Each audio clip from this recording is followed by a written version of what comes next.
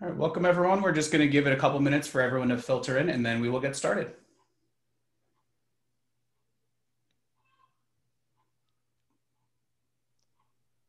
We should have had some waiting room music. I was just thinking that. Little girl from Ipanema, some elevator stuff.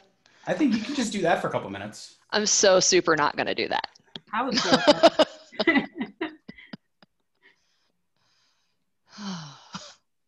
People pay for me to stop singing. Yeah. Like, no. Please, not even happy birthday. We're good.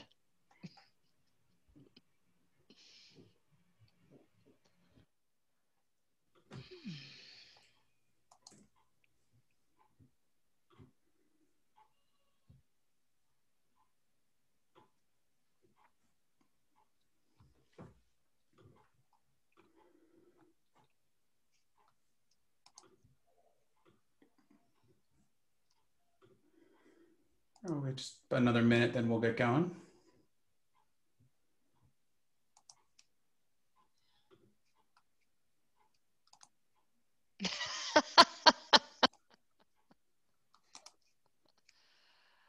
See, the comments are already coming in. I hadn't even looked. I was just getting the presentation queued up. No matter how much Kelly begs, I'm not singing. It's not going to happen.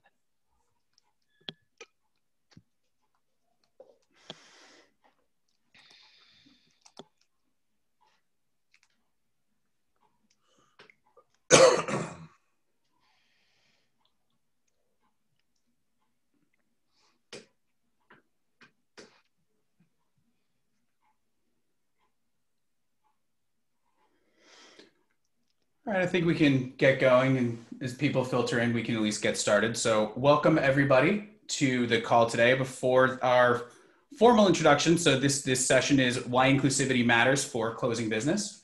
Before I introduce our panel, a little bit share how to get the most out of today's webinar. Ask questions in the Q&A. You can be active in the chat.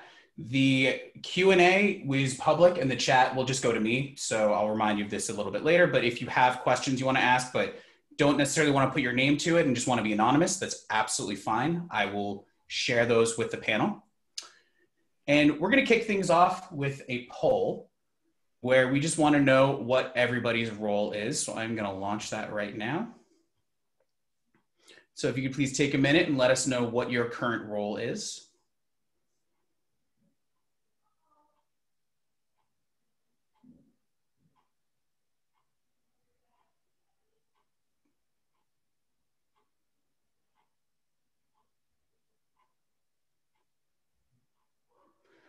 All right, most of the votes are in. It looks like we have a nice mix of SEs, about 30% SEs, 40% SE managers, and another nice mix of account executives, sales leadership, people who are just interested in pre-sales, and other. So thanks to everybody for participating in the poll. And so to kick things off, first of all, thank you everybody for joining, and thank you PreSales Collective for hosting the event. My name is Ed Jaffe. I'm the founder of a demo and presentation consulting firm called Demo Solutions, as well as a master coach and facilitator at 2Win, and I'll be your moderator for today. Before we get started, I simply want to say thank you. We are overwhelmed by the response to this topic and truly appreciate everybody being here. I'm sure everybody on this call has a story to tell, and here's mine. I've been thinking lately quite a bit about how many things I don't have to think about when I'm presenting. When I'm presenting, I can usually walk into a room and just start without having to do anything to earn credibility, but people of color often have to, quote, justify why they're in the room. When I'm presenting, I don't have to worry about the impact that my haircut, and yes, I used to have hair, but I don't have to worry about the impact that my haircut will have on the outcome of a meeting. For others, their hair, among other elements of their appearance, can have a significant impact on how they're perceived and on the outcome. When I'm presenting, no one ever says things to me like, oh, you speak so well, or you should use your differences to your advantage. But many people of color, particularly women, have to deal with these types of comments on a regular basis. But I didn't know any of this until I listened to people with different backgrounds and perspectives. So today, we're going to hear the perspectives of leaders in their respective fields who happen to bring diversity to their roles. On this panel, we have Tia Hopkins, VP of Global Solutions Engineering at eCentire, Tanya Bunty, VP of Global Facilitation and Client Services at 2 Global, and Dr. Gilo Logan, President of Dr. Logan Speaks and Principal DEI Consultant at Demo Solutions. To share a bit of an agenda for what we're going to go through today, we are going to start with opening remarks from Dr. Logan. Then we will have a panel discussion. We'll have some Q&A, and of course, you can ask questions throughout. And then I'll share a little bit about what you can do moving forward. And as I said, I'll be monitoring the chat, so feel free to ask questions both on the public Q&A or on the private chat just to me. And our key topics for today, we're going to talk about the impact of what happens when presenters are prejudged, how to engage diverse audiences, how to manage unconscious bias, and finally, how to avoid stereotypes in presentations. To kick things off, it is my pleasure to introduce Dr. Gilo Kwesi Logan. Dr. Logan has spent more than 20 years speaking to audiences across 23 countries about inclusive leadership, cultural intelligence, and cross-cultural experiences. He holds a doctorate in adult and continuing education, serves as professor of diversity and social justice at Northeastern Illinois University in Chicago, and is a member of the Illinois Diversity Council. In his current role as president of Dr. Logan Speaks, he works with a broad list of organizations such as Fortune 500 companies, top universities, and law enforcement agencies. He also works with Demo Solutions as the principal DEI consultant, where he helps technology companies ensure their demos and presentations are inclusive. Dr. Logan, thank you for joining us, and the floor is yours. All right, thank you very much, Ed, and welcome everyone. Good afternoon, ladies and gentlemen. Today, we're going to talk about how to make you a better salesman selling whatever it is that you sell. How does that sound? Sounds good. Okay, wait. Stop. Uh-oh. Did anything that I just said resonate with you? Or did it offend you? Or perhaps create a distance between you and I? Or did you not notice anything at all? Well, first of all, there's three things that I did that could have potentially created a distance between myself and someone else. First, I said good afternoon. And depending on what part of the world you're in, it could be morning, it could be evening, it could be nighttime. And then I said ladies and gentlemen, a common phrase we use in the United States, and not everyone identifies as a lady or a gentleman. So then I said, we're going to talk about how to make you a better salesman, and the salesman is a gender-specific term. So just in 2 short sentences, there's 3 ways I could have offended many people or created a great distance between them. So today I just want to kind of open up this discussion and talk about, from a sales team standpoint and from a sales rep standpoint, some of the topics that Ed just introduced. So Tiffany Bova, who is the Global Customer Growth and Innovation Evangelist at Salesforce, she summarized the value of diversity in this statement. She says, if a sales team isn't diversified, how can it represent or understand the diverse communities it is selling in? So that's something important for all of us to consider. And if you really think about it, who makes up our target audience? And that spans a variety of identities, including ones based on race and ethnicity and gender and sexual orientation and age and ability and geography, religion, and more.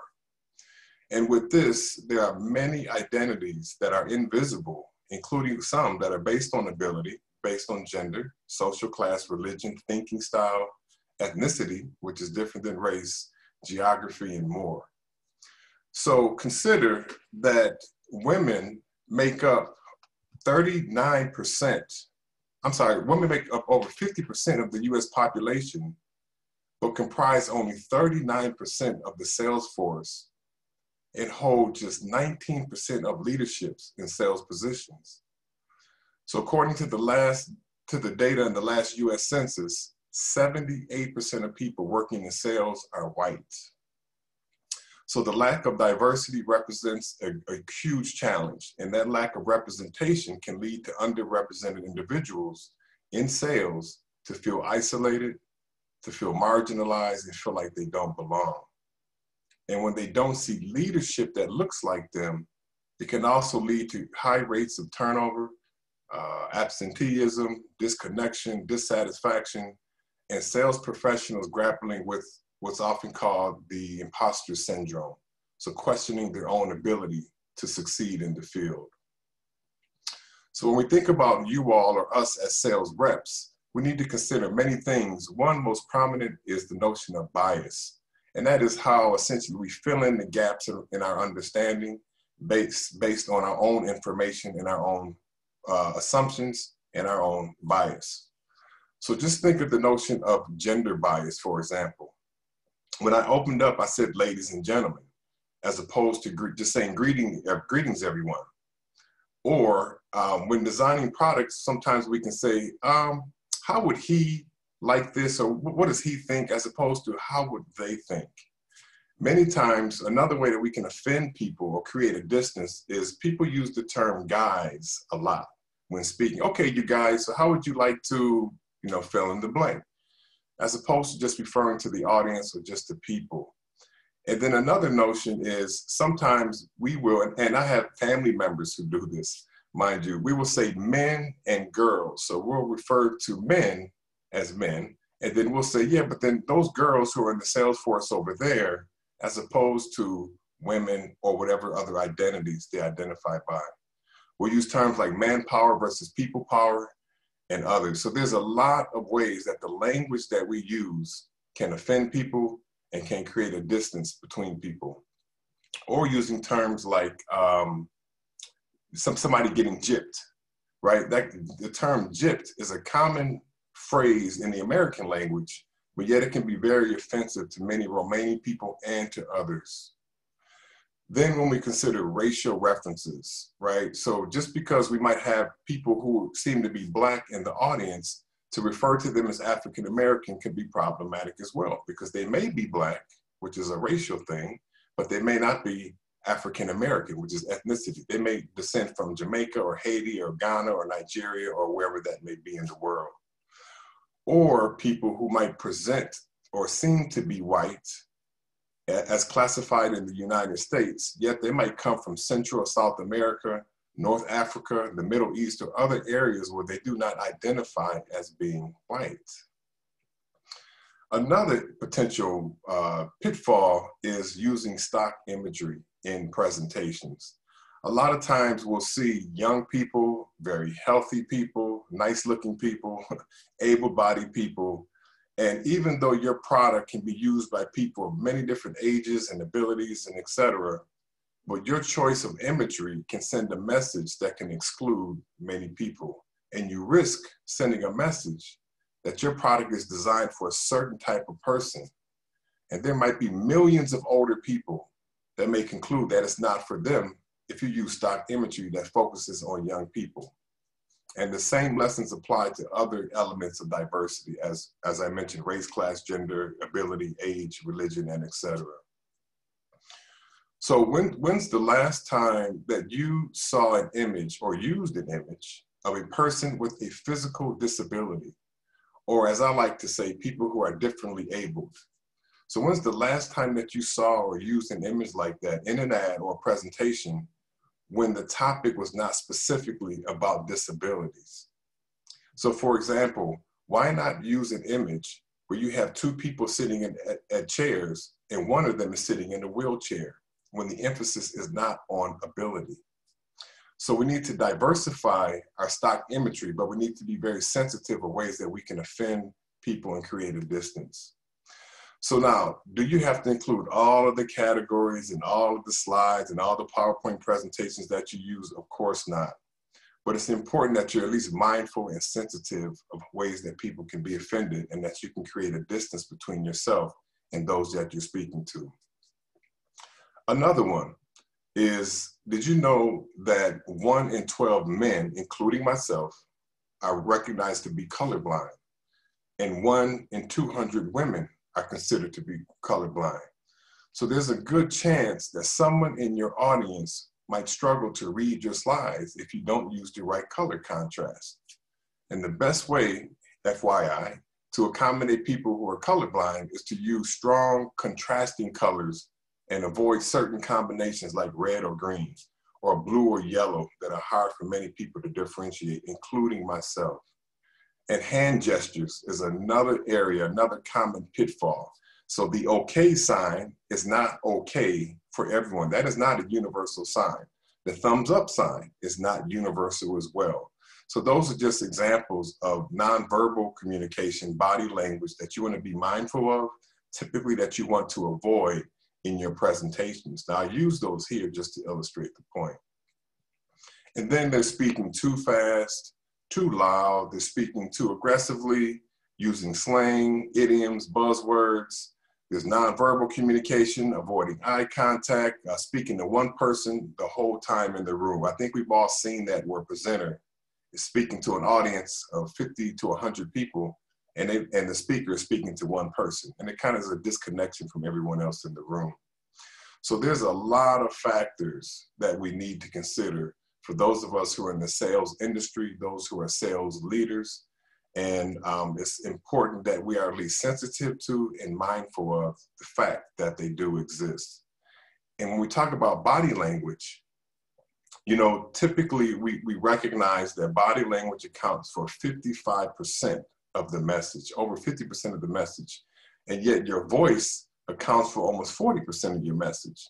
And your actual words account for very, very little. So why do all of these things matter? Well, besides the obvious reasons that we want to connect with people, but when you think of the spending power of, say, the Latinx community, it's over $1.2 trillion in the United States alone in 2020. For the African American community, the purchasing power is $1.3 trillion in 2020. When you think of the buying power of the LGBTQ community, it's over $900 billion worth of purchasing power. So it is significant. In 2018, millennials had the largest spending power of any generation. That was over $200 billion. So failing to speak to these large groups, it's going to be very problematic, and you might miss out on lots of potential customers and potential revenue.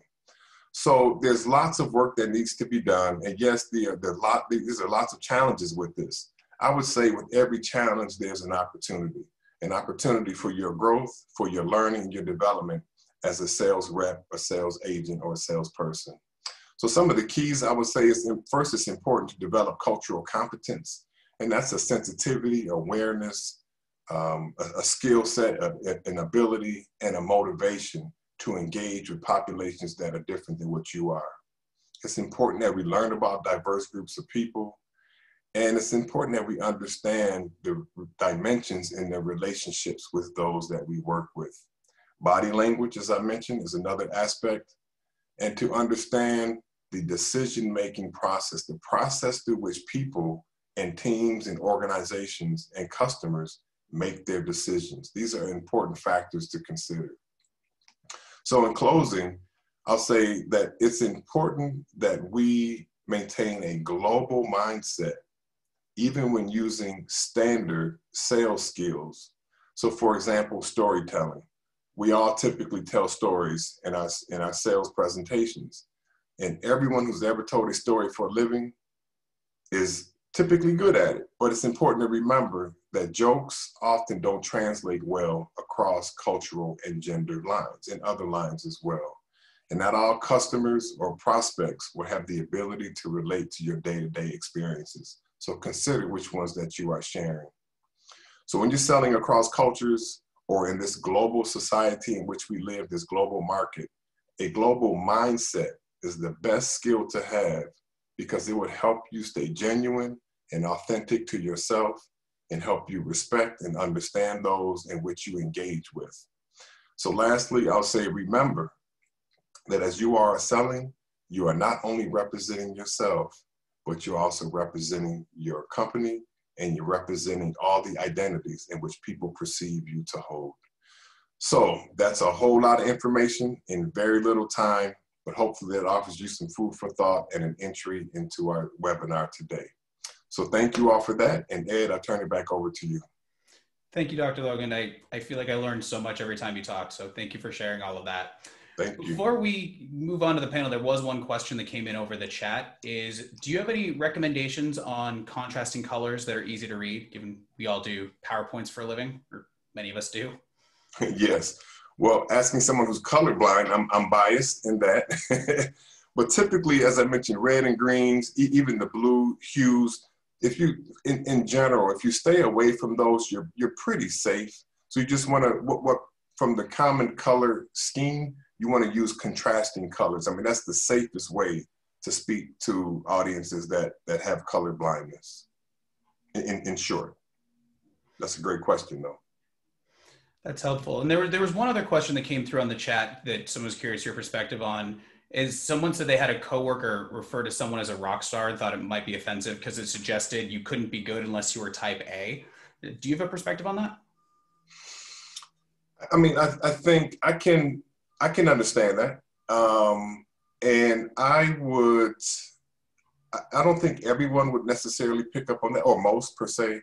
But I think to use some of those common phraseology, I think it's always best to kind of stray away from that just for the sake of safety and being effective. So the whole notion of being a rock star, but again, not everyone would even understand what a rock star is, depending on your cultural context.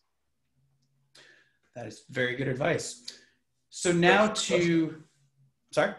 I was saying thank you for the question. So thank you. And so now to move to the panel, I'd like to introduce our other two panelists. First, I'd like to introduce Tanya. So Tanya Bunty is the VP of Global Delivery and Client Success at 2Win Global, where she leads the facilitation team for workshops such as Demo to Win. She spent more than 20 years in software and technology, most of those as a key demonstrator for sales and training engagements. Prior to joining 2Win, she ran a business unit at a global technology company where she was responsible for selling and servicing millions of dollars in training products. So Tanya, thank you for being here. Thank you so much. I'd also like to introduce Tia. Tia is the VP of Global Solutions Engineering at eCentire, a cybersecurity firm. She holds 2 master's degrees and several industry certifications, such as Certified Ethical Hacker. As I said to her earlier today, that just sounds badass, so I like that term. This year, she was recognized as one of the top women leaders in cybersecurity by multiple publications. And on top of that, she's an adjunct professor of cybersecurity at Yeshiva University, and she is pursuing her PhD in organizational leadership. Tia, thank you for joining us. Thanks for having me. So I want to move to our first question. And Tia, this is for you. So you and I have talked a bit about how audiences judge you before you start presenting. Can you tell us a bit more about how that's impacted you? Yes, I think, part of it is the lack of validation when you walk into a room. And then the other part of it is sort of needing your validation to precede you, right? So all the things that you just said about me, having an audience know those things before I come into a room is sometimes necessary to get the level of attention that I want at the beginning of the presentation. Instead of 10 minutes into it when they realize, oh, okay, I can listen to this person. And the reason that is in my head is from me watching presentations and some of the differences, the nonverbal communications, if you will, when a man is presenting versus a woman. And what I notice is a lot of times when a man presents, the audience is validating, shaking heads, agreeing, that's right. But when a woman presents, and even in my presentations, there's this sort of shock and awe at the end when you do well, almost as if the expectation was that you wouldn't. Like, wow, that was really great, and I think for me, it just creates the perception that because I'm female or because I'm a woman of color or because I look young, because I'm not, that, maybe for some reason, my presentation is going to be less than, someone else's. So it almost creates a weird sort of a weird version of imposter syndrome where I don't struggle thinking maybe I'm not enough, but the flip side of that is, you know what, I'm going to be so good that they can't ignore me no matter what. And so I just keep pushing and pushing and pushing and doing all these things. And so I know you're focused on giving back to other women in cybersecurity who've been in similar situations. Can you share a little bit about your nonprofit? Oh, yeah, sure. So I just launched Empower Cybersecurity, which is a nonprofit focused on empowering women of color to be successful in the cybersecurity space. But more importantly, be confident in their ability to be successful in the cybersecurity space, because there's a lot of organizations out there in the cybersecurity realm. There's resources all over the place that focus on being competent in cybersecurity. But what a lot of women lack is confidence. And that confidence comes with feeling like it's okay to fail, that you're not going to be judged, or that you can ask someone, hey, does this sound okay to you? And not worry about either someone laughing at you or worse, stealing your idea and presenting it as their own. So really for me, Empower Cybersecurity becomes a place where it's safe for women to fail and learn and grow and almost kind of go into the lab and get it all together and come out ready to take on the world. That's fantastic. And it's a great mission that you're working on. Tanya, I know you've had similar experiences. Would you mind sharing a bit about some of yours? I sure can. Very similar experiences in a primarily male-dominated world in our career structures anyway. It's pretty regular that I'm in rooms where I'm the only female, and it's not necessarily a problem for anybody, but I loved your comment, Tia, on people who are perceiving us as young or younger. Thank you, but sometimes not thank you. I have been told, with arms crossed and leaning back, well, I'm here because my boss told me to be here. I've been doing this job for 20 years and I really don't see what you're gonna be able to tell me that's new. Like, maybe nothing, but let's go ahead and try. So those are some experiences that I've had.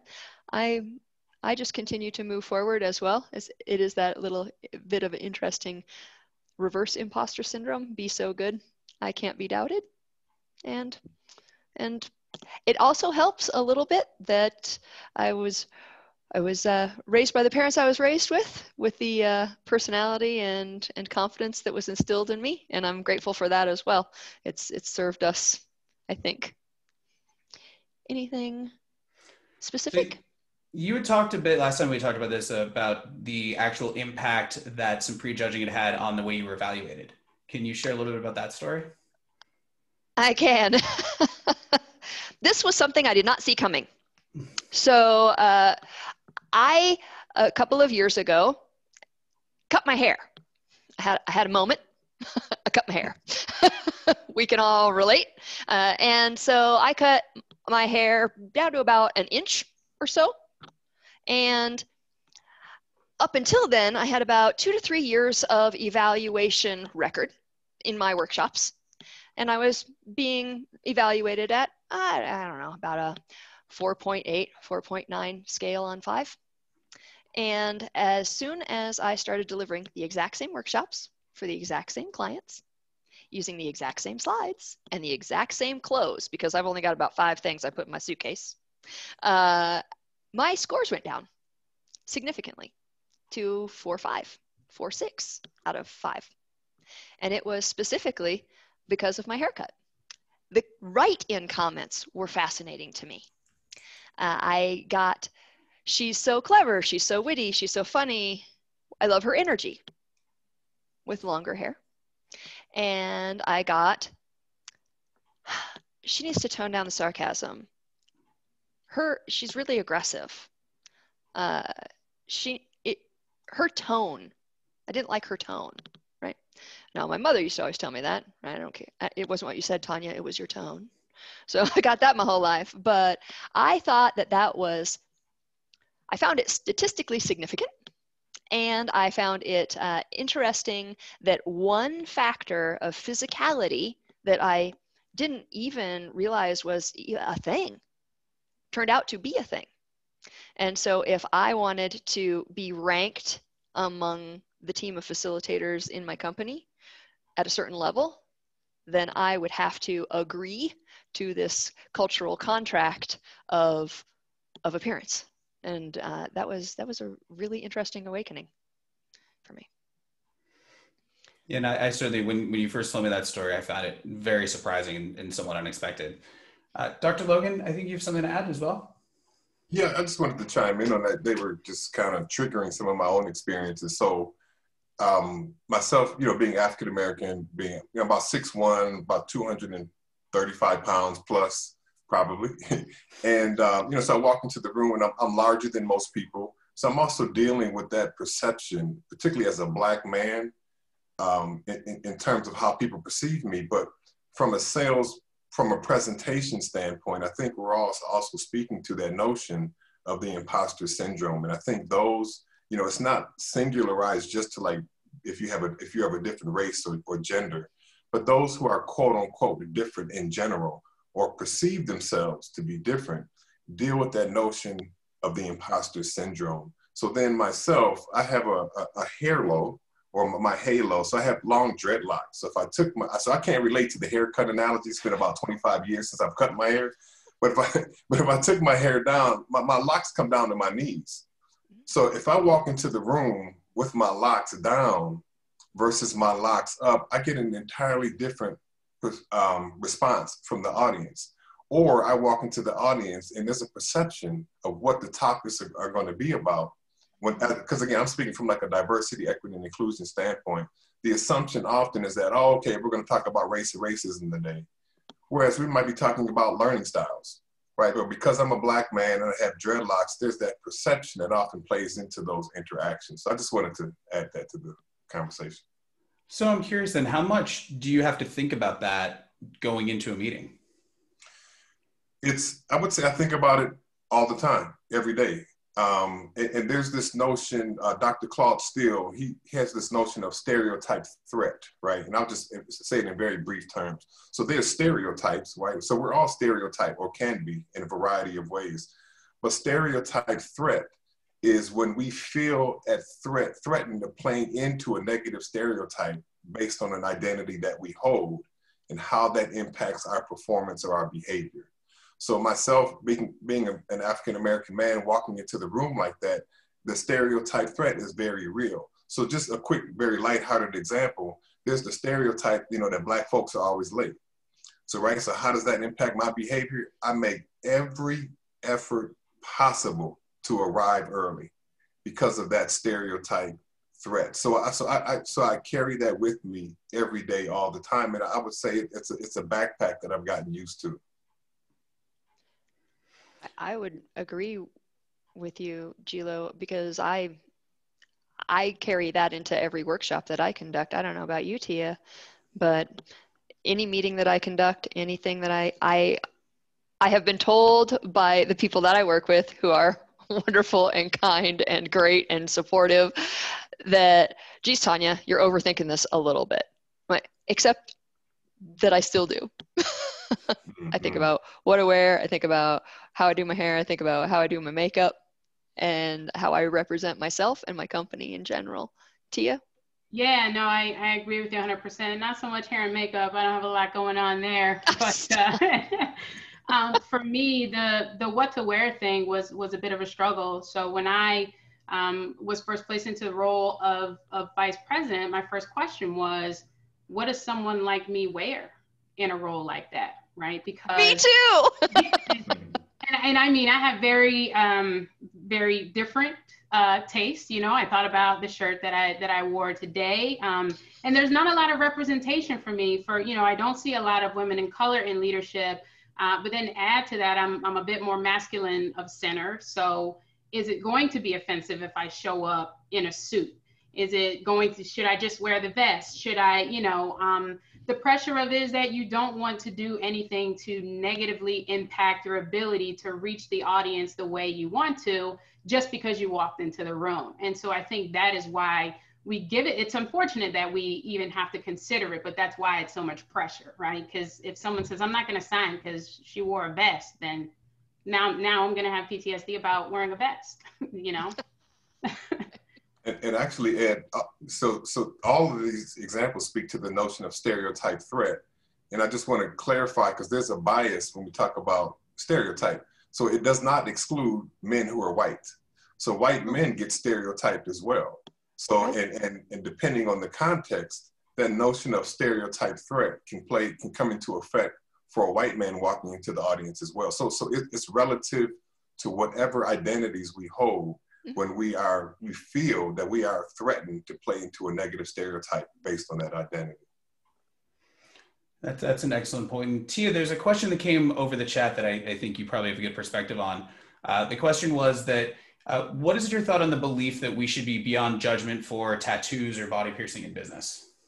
Oh, I love that question because I was just thinking about it. You know, this is a tough one for me to answer because I'm just bullish about who I am. I've had to be from a very young age because I never fit in anywhere. And my mentality has been, you either take me as I am or not at all. However, I did go through a bit of a struggle when I started out in what I would consider the more professional end of my career, where I had to start thinking about what I was wearing. And so, you know, it was a challenge for me. Do I play the game or do I just present myself as who I am? And the decision that I made was to do what I needed to do to get to a point that I could get people comfortable with the notion that it doesn't matter. Okay. You got it. I kind of took the approach of learn how to play the game and then change it. So I kept my sleeves down in interviews. I kept my sleeves down in meetings. I took my piercings out. But then once I had a brand and people knew who I was and that I wasn't a threat because I had tattoos and they didn't have to worry about when I opened up my mouth, I was just full on like, this is who I am. And it was almost as if it didn't exist because, you know, it was obvious that it didn't impact my ability to perform. Thank you. And so switching to a little bit of a different topic, Tanya, in your career, you've successfully delivered countless presentations to people with different backgrounds and perspectives. What are some things that you do specifically to engage these diverse audiences? Oh, I like that one. Thank you.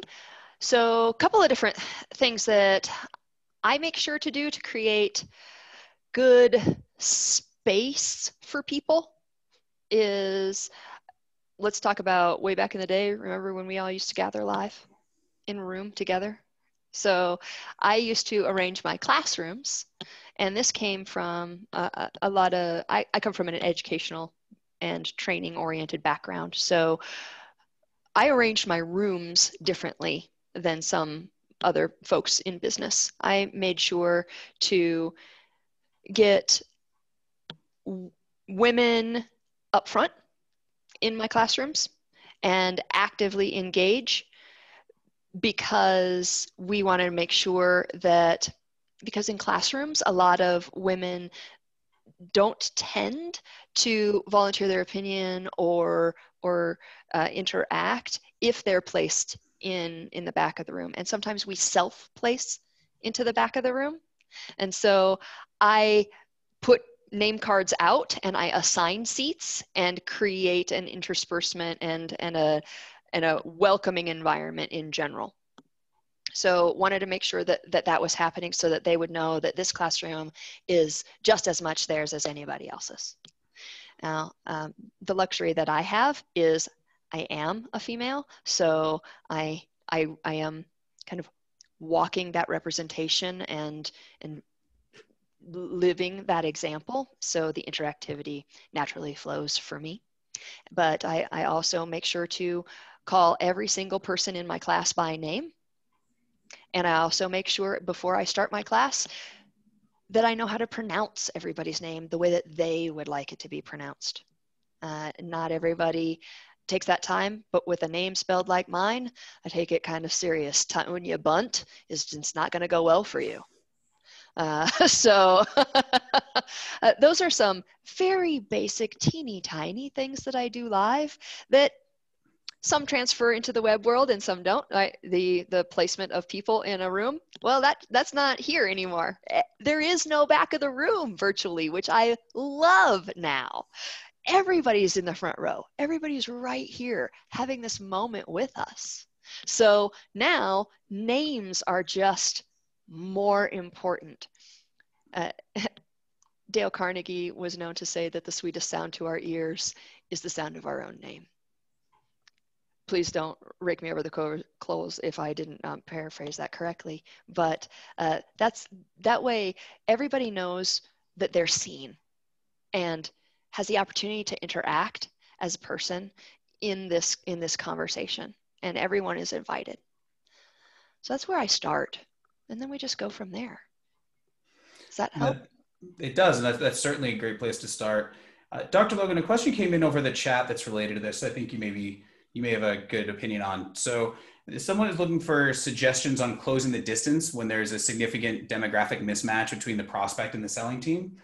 So they've noticed meetings where this tends to be less conversational. And so obviously one answer is inclusive hiring, but in the short term, in the moment, is there anything people can do to create more authentic connections in meetings? Is from a presenter standpoint? Yeah. I would say it starts with first your own self-identity and knowing who you are, your strengths, your weaknesses, as they say, being comfortable in your own skin. I shouldn't really kind of put it that way, but just knowing who you are and having a certain comfort level with that. I would say from there also, as we do present and facilitate, to be forgiving of ourselves, because we can be very hard on ourselves and our own worst critic. So it's a lot of times we create this noise in our head that is sometimes unnecessary. From there, as we step outside of ourselves, that's where I think of the notion. I'm speaking about it from a conceptual standpoint. And I think about it from the standpoint of cultural competence. And that is, again, just having the sensitivity, the awareness, the knowledge, right? And the skill set and the motivation to engage with people who are different than we are. Excuse me. So hence, the more we can engage with that difference, the more we're not only learning about ourselves, but we're learning about people who are quote unquote different than we are. And when I say quote unquote different, the word diversity often, the synonym with that is often difference, right? Whereas I like to highlight variety, because variety is also part of the definition of diversity that often gets overlooked. And the reason why that I emphasize that is because it highlights the commonality. So we are a variety of types of people from a variety of countries. There's a variety of types of apples and oranges, but it highlights the commonality. And I think as we walk into a room and present, if we can focus on the commonality we have with people and respect and learn from those differences, I think that will help in our presentation and our facilitation. But again, from a conceptual standpoint, a lot of that really comes down to learning from that difference so that we can better enhance our own skill sets. That's excellent advice. And Tia, on the other side of it, when you're presenting, sometimes bias from the audience may not be overt, but it can appear in the form of microaggressions. So when this happens, how do you decide whether or not you say something, and particularly when you're in a situation where it's a client or a prospect? Yeah, I think, I'm in a unique sort of situation in those cases because I'm an SE. And for me, my mindset is that I'm there to deliver facts. And my sales counterpart is there to man the relationship. And see, I just did it. I said man the relationship. But my former sales counterpart was a male. That's why I said it that way. So to own the relationship, I should have said. But I don't typically stop during a presentation regardless of what I notice. And it also depends on my level of relationship with the client or the prospect. If we're chummy and the situation presents itself, then I'll say something about it. But if it's a brand new relationship and I don't really have any rapport, then I'll typically speak with my sales rep after and engage whether or not they think it's something that should be spoken about. And if they disagree and I feel really strongly about it, then we'll have a conversation about how we can potentially impact the relationship adversely or positively, et cetera. And we have to go from there. The challenging thing in the role for me as an SE is that I don't own the relationship. So anything I do could negatively impact, my sales counterpart. So I'm very, very sensitive to that. But also I have really thick skin. So in cases where I tend to speak up, it's because someone else is being affected by something that was said or done. So it's funny because I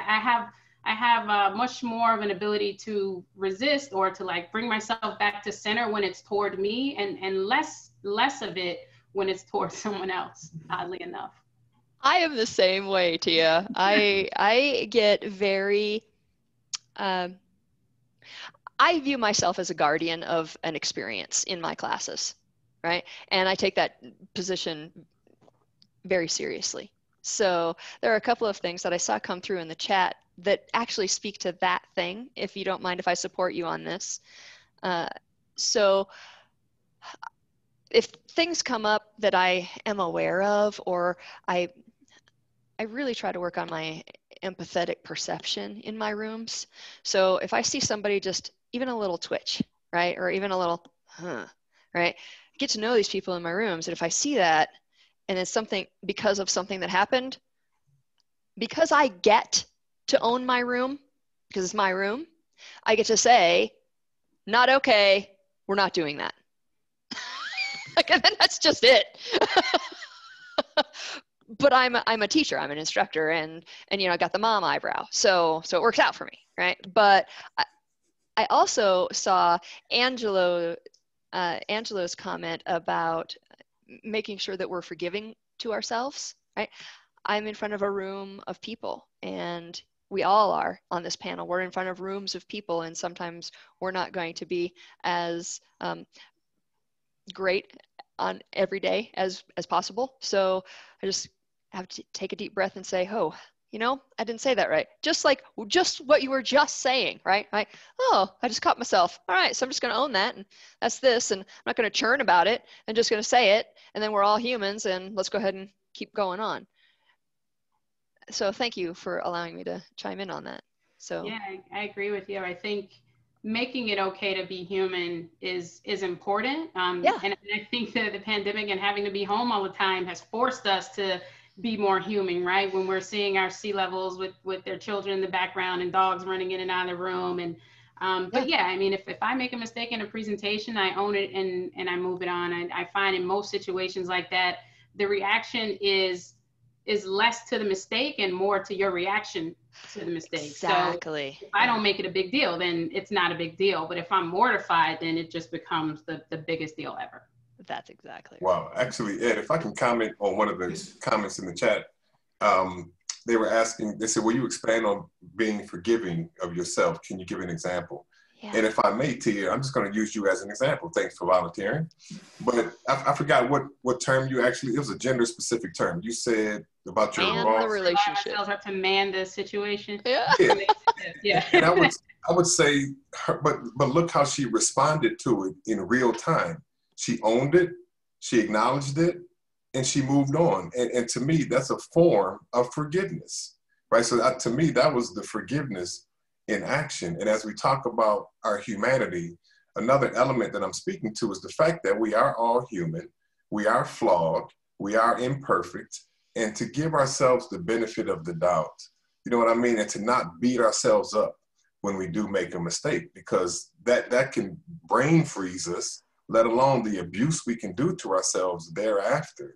So just to accept our own humanity and the fact that we are imperfect and we're going to make mistakes. And when we do, to be able to own up to that. And that sounds a lot easier said than done for a lot of people. But I thought Tia just illustrated that. And it was so quick, everything just moved on. Now, if she didn't acknowledge it, some people might have sat back and really contemplated that or noticed that. Or if she kind of was like, oh my God, what did I? Then she would have drawn a negative attention to it. So that, to me, that was a good example in real time. Mm-hmm. Well, and I think we've all had those moments where we realize right after you say something like, oh, definitely shouldn't have said that. And so do you have any advice for anybody who, even if they have good intentions, but may cross the line in the moment, what they can do? To acknowledge it? Yeah, with the audience, just to try to diffuse it or make it okay to keep going, or if there's anything that people can do when they cross the line unintentionally. I think, well, it's a question of if you are aware of it or not. Because if you're not aware of it, then you don't really have the power to do anything.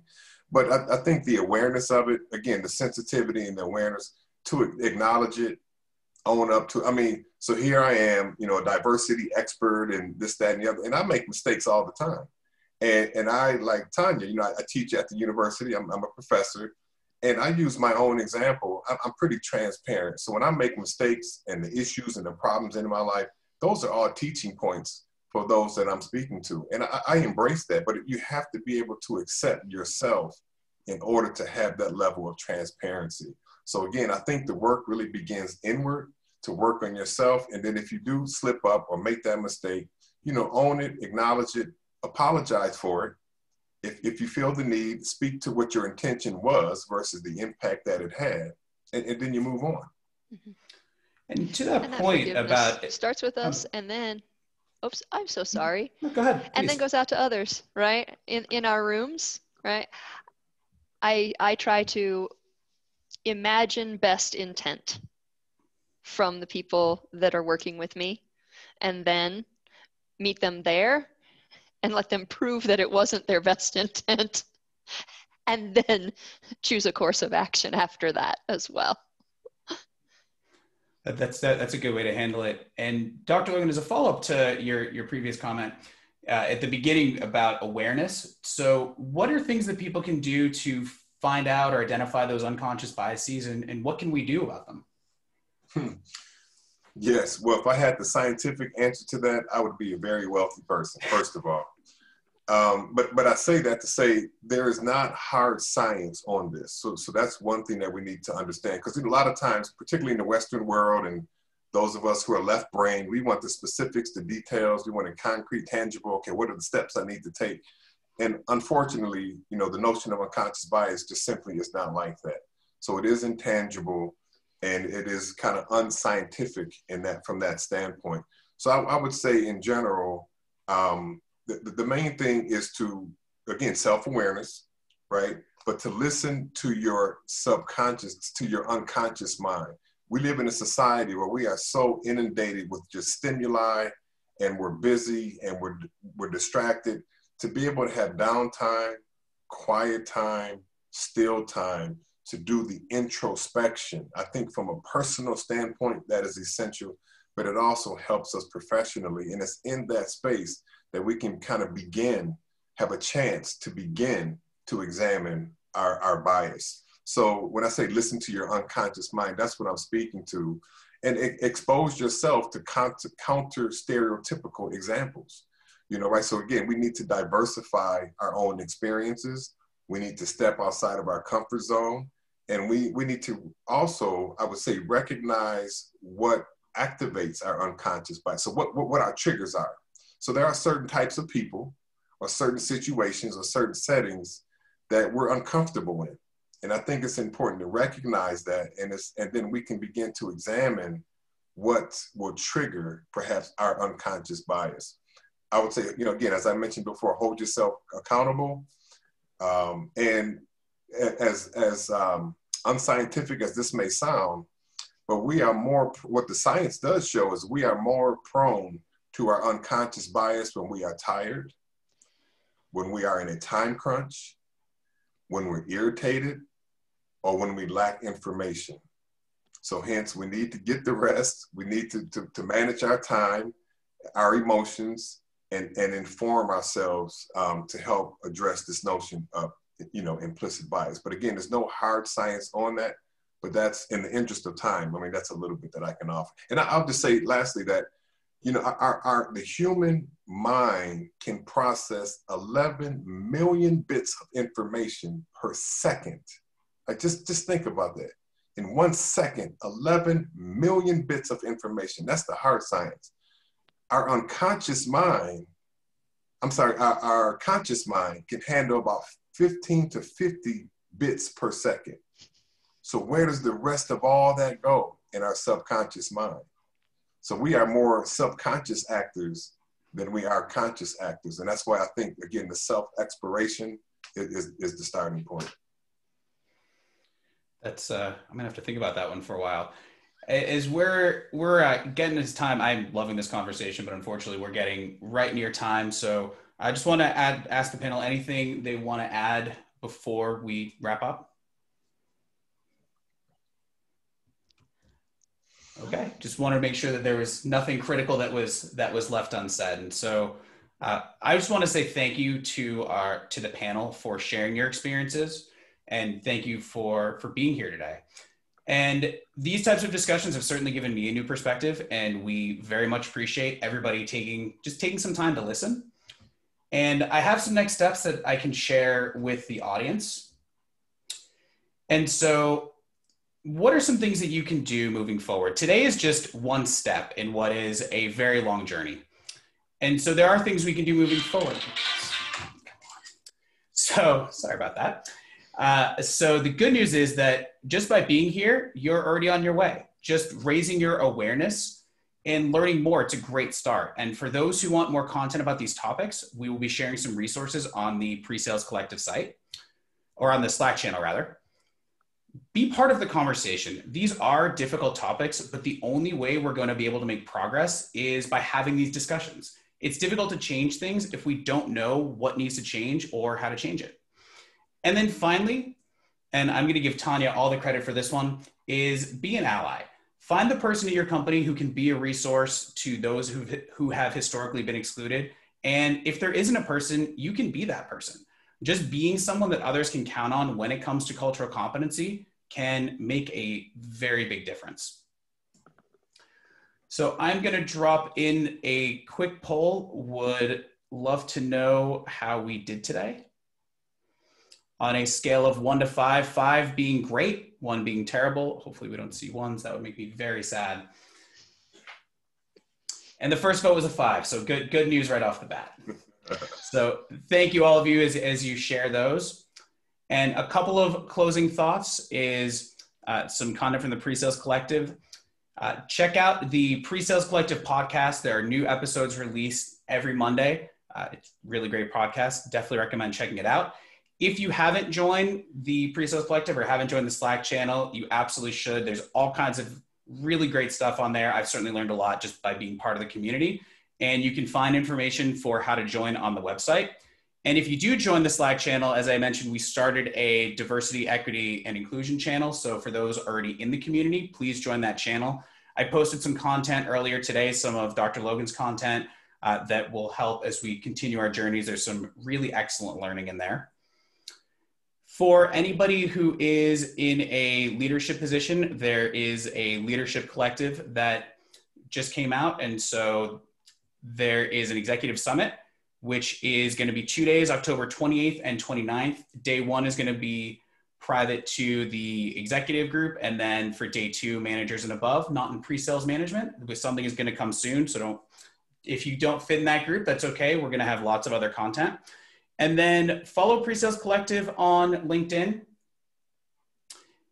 And that's it for us. So again, thank you to our audience for joining this week. This could be a hard topic, but I think the panel did such a wonderful job of making it approachable and for allowing us to have this conversation. So truly thank you for being here. And we look forward to seeing you at the next PreSales Collective event. Thank you, Ed, for setting the context for all of that. Yes. Yeah, thanks. It was a pleasure. Yeah. Thank you, everyone, for tuning in. Bye-bye. Thank you.